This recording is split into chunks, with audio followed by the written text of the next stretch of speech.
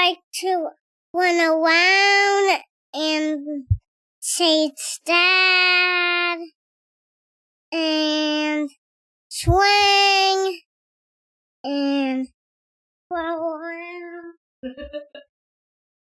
and else? I like to dance like this.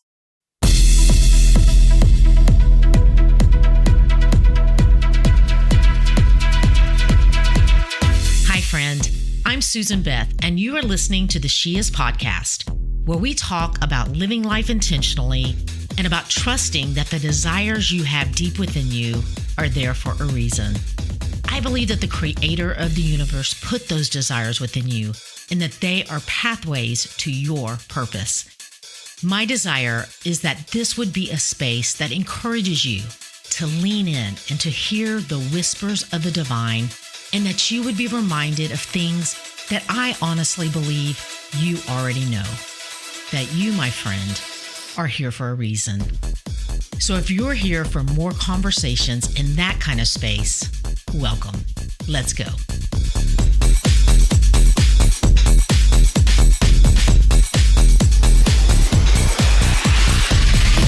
Okay, when you wake up in the morning, what is one of the first things that you love to do?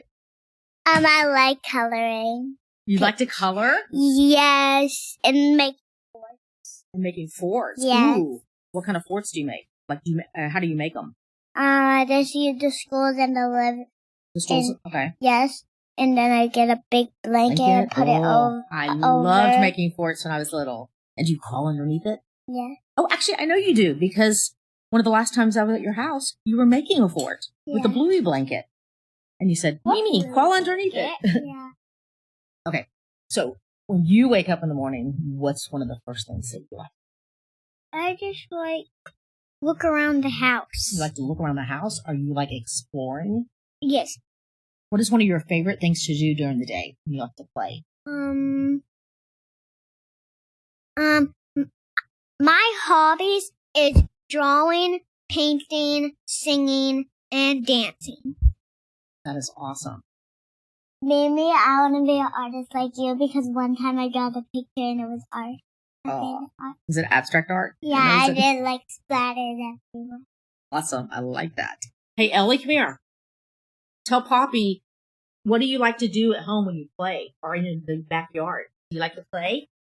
I like to run around and chase Dad and swing and roll around and I like to dance like this. Awesome. That was a few of my granddaughters answering a few impromptu questions as we were gathered together this past weekend for our annual Mimi and Poppy camp. As we get older, play tends to get pushed out for productivity. And I believe that our spirits still long for the spontaneous spurts of playfulness and exploring. But we often feel the responsible thing to do is to set those desires aside and do something productive. My mother and father held a camp for all of mine and my siblings' kids for many summers, and it was such a great way for all of the cousins to be together and to stay connected as they got older, as well as the special and sacred opportunity that my parents had to speak into the lives of our kids. And they got to share life experiences with them and just so much wisdom, while hanging out together in the kitchen or, doing some fun activity together. I mean, whatever it is, they were just hanging out together and just over a few days, just spending uninterrupted time with each other. So before I ever even had grandchildren of my own, I knew that this was a tradition that we wanted to continue. And I thought it was fitting that if, like me, you're starting week 7 in the summer journal called Summer Play, that it just felt very fitting at this time because play is what we have done these past few days. That's one of the beautiful gifts that children give us. It's this invitation to play. And for children, play, it's as natural as breathing. And as you just heard verbalized by one of my granddaughters, as she so thoughtfully named the different things that she likes to do, one of them twirling, that she proceeded to do as she told us that she loved to twirl. Play, it doesn't have to be fancy or cost money, and it can happen at any time. And for most of us, taking some time to play would probably be the most productive thing that we could do for our mind and for our body. So I mentioned we did camp for our grandchildren this past weekend, and the two oldest that are 5 years old are the only ones that stayed over for the night at this point because of their age. And the younger ones went home for the night and then came back the next morning. So the next morning, before any others joined us, my husband and I we were sitting there talking with the two oldest, and we were talking with them about how intentional God was when he created them and how incredible it is to be a woman. And we were talking through how God, took from Adam's side to form woman, which goes to explain the meaning of the word that God originally spoke when referring to a woman. He called her Ezer Kenegdo, which means alongside or counterpart. We talked about why their Mimi, have the word Ezer tattooed on my wrist because I wanted to be reminded about what this root word for Ezer really means. It means a rescuer, an ally, or a warrior that is a skilled companion and partner. In a world that is trying so oftentimes to equate being a female to wearing a dress or makeup, we wanted to make sure that they understood that God has a reason that he designed us as women the way that he has. And it has nothing to do with our personality or our style preferences, but has everything to do with our purpose. My husband then shared with the girls this powerful story that he grew up hearing in his family.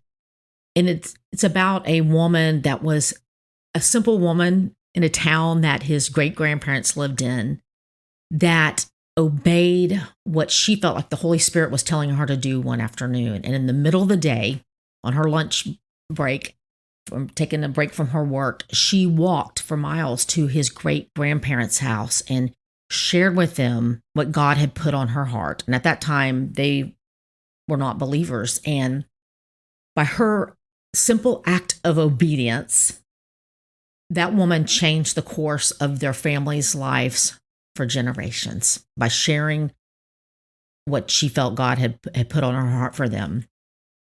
I then wanted to share a story from a book that was passed on to me after my mother passed away a few years ago, and it's called Girls of the Bible.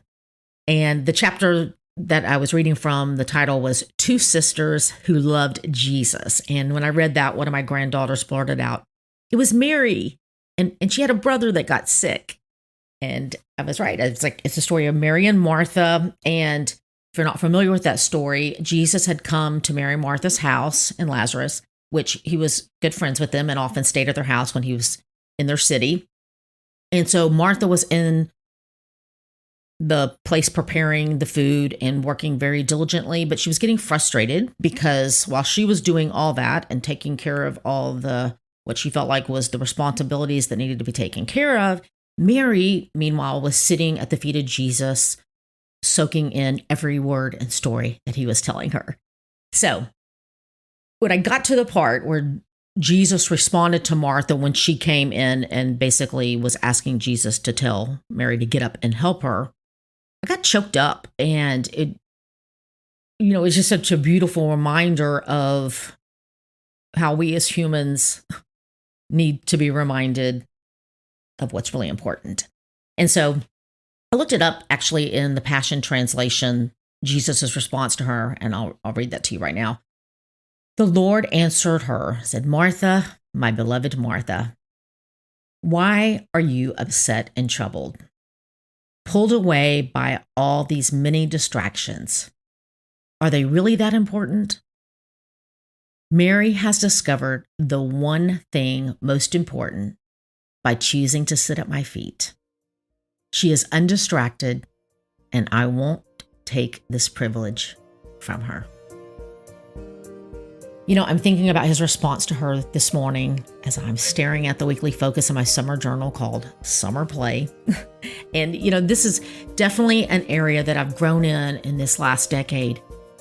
But there are still many times that I have to talk myself down when I can feel myself like Martha, rising up in frustration for all the responsibilities I feel around me. And I feel like time is crashing in around me to get something done. And I have to stop and I have to take a deep breath.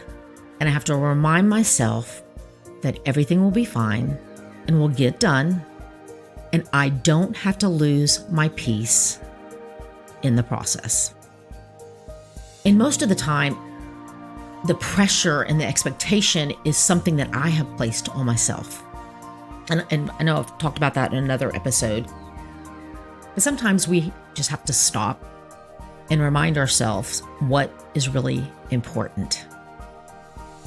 And we might just find that the thing that we think is the most important actually isn't. So I hope that you are creating the space for play in your life this summer, and you're finding time to sit undistracted at the feet of Jesus. And sitting at his feet might look like spending time with him, sitting in your favorite comfy chair. Or it could look like you spending time reading and writing with your heart and your mind focused on him in the midst of a crowded, noisy coffee shop. Because it's not about the circumstances around you. They might be messy and noisy, and yet you can still be still and know that he is your God in the midst of it all.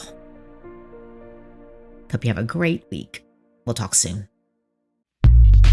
Hey, you. Thanks for listening.